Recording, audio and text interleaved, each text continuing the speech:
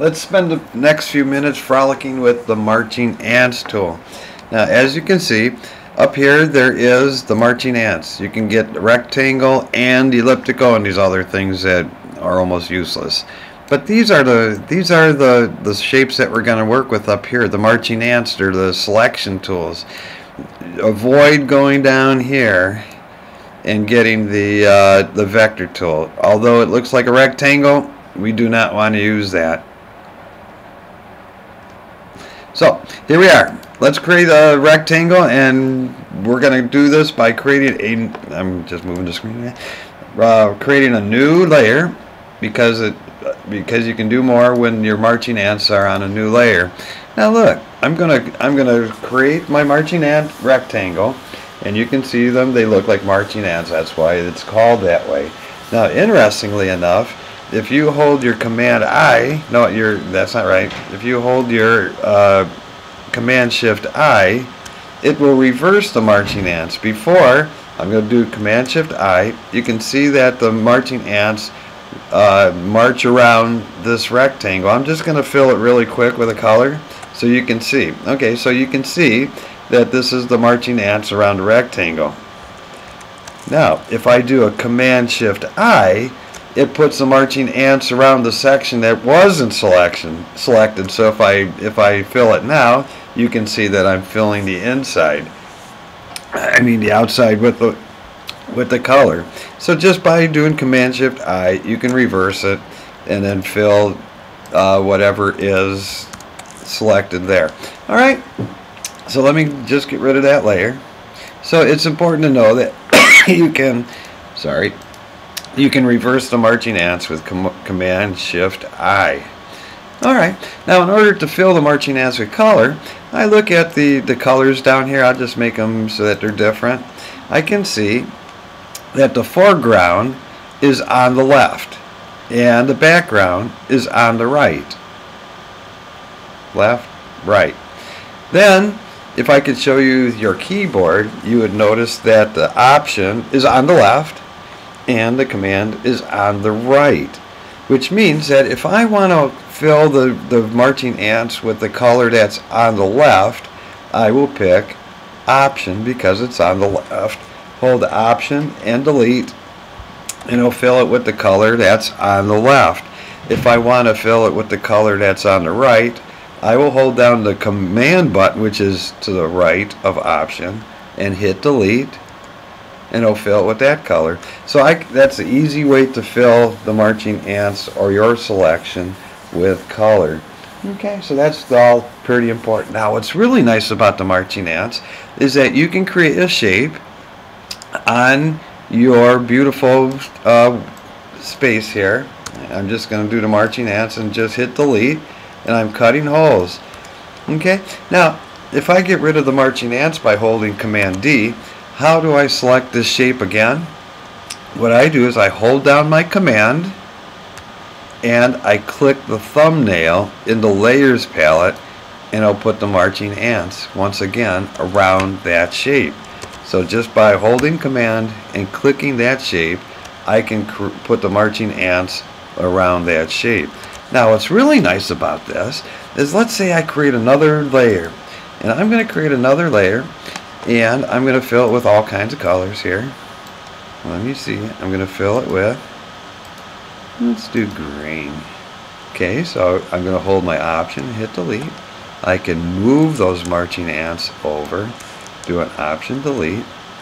I can move them over, do an Option delete, move them over. Oops. Move them over and do an Option delete, and then I can get rid of the marching ants. I can select all those again just by holding Command and selecting the thumbnail. Now if I reverse those, remember Command Shift I can now fill it with another color, because the opposite pixels are selected. Command delete, Option delete. So you can see by reversing the marching ants and filling it, you can create those fills. Okay, I'm going to move it underneath. Now watch. The cool thing about these shapes is that you can use the marching ants from one layer to do something on another layer. For example, I'm going to select this layer, layer 1. I'm going to hold Command and click the thumbnail. It puts the marching ants around my shape. But look, if I can turn that off, the marching ants are still there. And if I go down to the layer underneath it and hit delete, it will delete from that layer. So let me reselect those from my pink layer here. I can move those marching ants somewhere else. Go down to the layer I want to trim and hit delete. So I can move these around and use the shape on one layer to trim or cut away things from another layer. So all of a sudden we're using the one layer as a cookie cutter. Now this is very, very handy because you can do something like this. You can create a beautiful rectangle. I'm going to fill it with purple, and then I'm going to create another layer, and I'm going to create an ellipse. Okay, like this, I guess. Get rid of marching ants first. Here's my ellipse, and I'm going to fill it with a crazy color, maybe a yellow. That's right, a yellow. And I'm going to fill that. See, so I have my ball on one layer that I can move around above my purple layer, my purple rectangle. Now watch, if I move this over to the side, and if I zoom in and I put the flat end against the flat end of the ball against the flat end of the rectangle, and the flat end along that, I can select that ball by holding Command and clicking the thumbnail. So you can see that the marching ants are around the ball, but if I hit a Command Shift I, it will reverse you can't see it because it's so blown up, but it is now selected on the outside. So if I go down here and I grab my eraser, I can delete those things which are outside of the ball, and I get a perfect, that's right, a perfect curve around the edge. Now I know there's a filter for doing rounded edges called smooth, but it does not work as well as that. Look how nice and smooth that is. So I'm going to bring this ball back, holding Command, oops, and being on the right layer. I can move it down, zoom in, make sure that the flat is against there. I'm going to select the ball. I'm going to do Command Shift I to reverse the marching ants. Go down to the layer I want to erase, go to my eraser, and I'll make a perfect curve using that cookie cutter on one layer to delete things from another. And that's the secret to using the marching ants as a beautiful cookie cutter. So let me put them back. Let's see, I'll just go ahead and select my marching ants, my thumbnail, my cookie cutter, go down to the layer that I want to cut, and I can move those marching ants. Oops.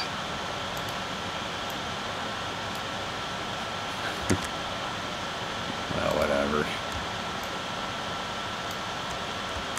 But the easy way, of course, would be just to go get your ball, move it over to here, select them again, go down to the layer I want to cut, hit delete. I can move it over, holding my shift, let's see, and delete. Now the interesting part about this is I don't even have to be on that layer to select the shape. I can go up to here, hold Command, it doesn't even have to be live. I can hold Command, do that, And as you can see, I can use that to delete the marching ants, to delete wherever on the screen I want to delete. And so that's using the cookie cutter for that. Okay, so that's kind of neat. It's a kind of a good way to be able to select and to do great and wonderful things. Okay, so if I wanted to add a drop shadow, I duplicated that layer. I hold Command, select that thumbnail, and I'll fill it with black. And then I can move it down. And I created a wondrous drop shadow using that particular shape. Okay. And it's all done with the marching ants, using it as a cookie cutter to remove things from the layer that you want to remove. Alright, let me get rid of these. So let's say I wanted to create a header for a website. I could go to Google. Let's see. Let's go to Google. Let's see. Here it is. Let's see. I gotta create a new window. Let's go Google and get a picture.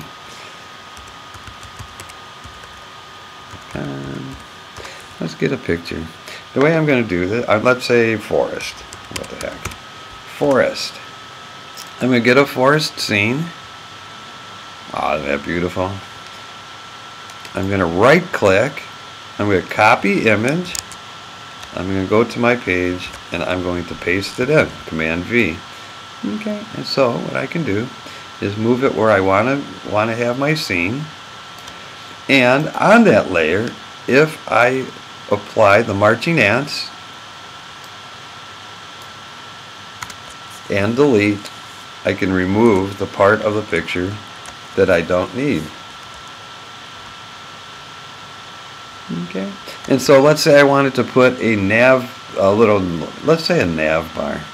Let's say I'm going to create a nav bar, and I can just be really quick here, fill it with black, and then the part that I don't want, I can highlight with the marching ants and hit delete.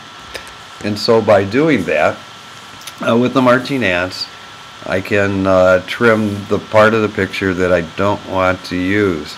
So if I wanted to cut out some squares, I could highlight with the marching ants and hit delete,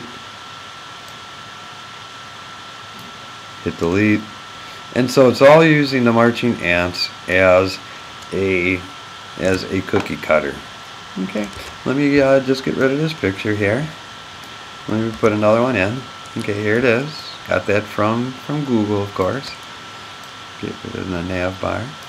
Okay, and then I'm going to delete the part of the picture that I don't want by highlighting it with the marching ants and hitting delete.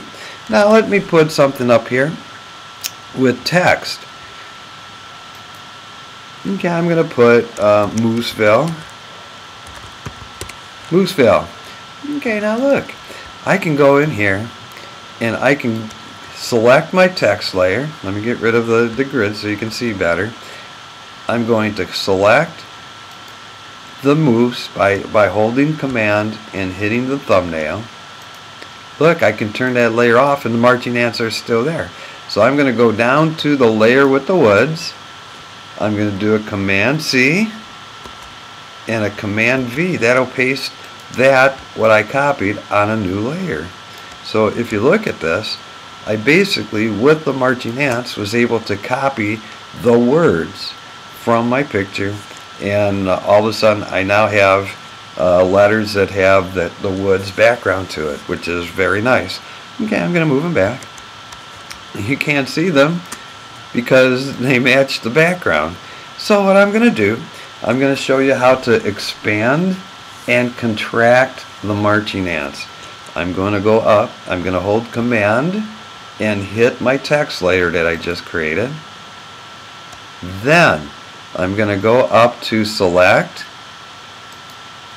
Modify, and Expand. So I want my marching ants to go out, let's say 3 more pixels. Now watch what happens closely when I hit OK. it's going to make those marching ants go out wider. And so then I'm going to go down to my woods and I'm going to hit delete, and all of a sudden I have my text layer that I created, and I have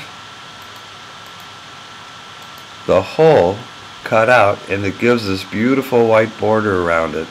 So then if I wanted to, I could do things like, I don't know, I could add this background, and you can see that the reason that works is because I have my background, I have my woods.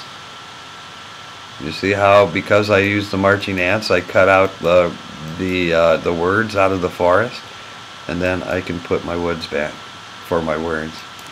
And in fact, if I do a Command L, I could probably make them darker, or I can make them lighter, which might be better. Actually, none of those are any good. But the nice part about it is that it maintains that particular texture throughout. So that's how you can use the marching ants expand. In other words, let me just get rid of this down here. I'm going to put my marching ants around the color that I don't want, and then I will just fill those marching ants with white there. There we go. Okay. So what you can do is you can contract and expand those marching ants. So if I was to get my words back,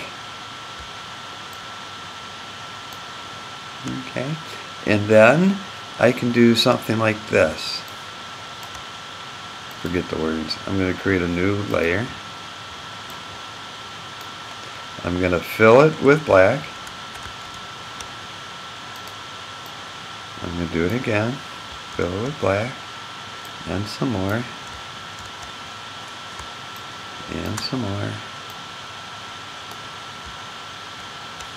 Okay. And then I'm going to cut out some pieces here. Now watch. By holding Command and doing the thumbnail, I can select everything. All this entire shape. Then I'll go to Select, Modify, Contract, and we'll do 3 pixels. What the heck? Notice how the pixels went inward. And if I hit delete, I get just the border. So I'll do that again. Select, Modify, Contract, 3 pixels, and then I'll fill it. And then I can go Select, Modify, Contract, 3 pixels, delete, Select, Modify, Contract, 3 pixels, and fill. So you can see that there's all kinds of great things that you can do with the marching ants. One more thing. Let's just create a new file, and we'll make it 600 by 600. And let's see if I have an interesting pattern that I created in the past. Okay, I'm going to go to Edit, Fill. This is a whole nother lesson. But I'm going to fill it with a pattern that I've created sometime in the distant past. Alright, it's sort of like a tartar or whatever. Tartar is a person. Okay, now look, if I was to put the marching ants, and I could use the lasso tool to create marching ants too, I'm going to create these marching ants. Okay, so you can see the marching ants. Now if I was to apply a filter, let's say, I don't know, distort sphere eyes, and I wanted to make it look like there's something underneath this blanket or this tablecloth, if you look, you'll see that these edges are not believable because the edges are just too hard. So let me just delete that or go back and show you a different way. Okay, so I got my marching ants. If I go to Select, Modify, and Feather, and let's say I put a feather of 15. Now watch what happens when I apply that distort filter. spherize. Because there is a feather around it, all of a sudden you don't have those hard edges. It's smooth so that if you look really closely, it looks like the lines actually conform to something that is underneath that tablecloth.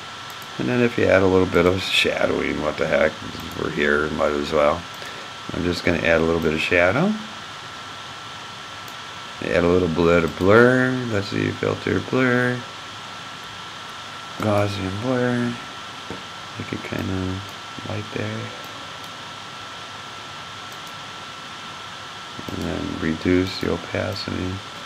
All of a sudden you have something that could be really convincing as far as the effect goes.